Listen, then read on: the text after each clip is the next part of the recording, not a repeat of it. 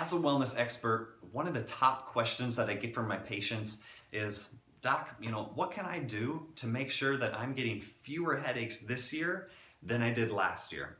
So I'm going to answer that through talking about stress on this video. Stress is actually one of the #1 causes in headaches. Ultimately, what happens with stress is that your muscles of your neck get super tight. That compromises your nervous system, and those two things together are really the perfect storm for making you susceptible to something like headaches.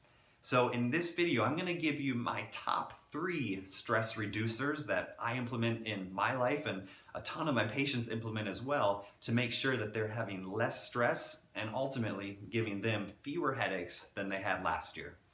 So my #1 way to de-stress is by taking 10 minutes throughout your workday to yourself. So what I mean by that is actually going off into a private room. Usually a dark, quiet place is the best way to do this. I actually go out into my car right after I eat lunch. I just take 10 minutes, I put something over my eyes, makes it dark, it's real quiet in there, and I just take 10 minutes to myself, I decompress, and I really just plan out the rest of the day. So not only does that help me out with, less stress in my life, but I actually find that I'm more productive throughout the rest of the day as well, just because I have that time to really plan out the rest of my day.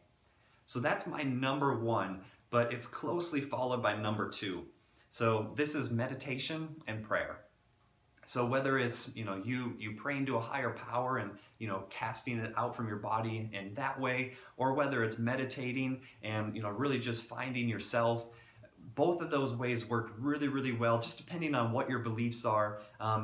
For some people it may be both, and ultimately just casting those cares onto somebody else or out of your body is a really good way to make sure that you're decompressing, lowering your stress, and ultimately lowering your susceptibility to headaches. That brings us to #3. This is also one of my favorites, and it's something that I do on a weekly basis, is yoga.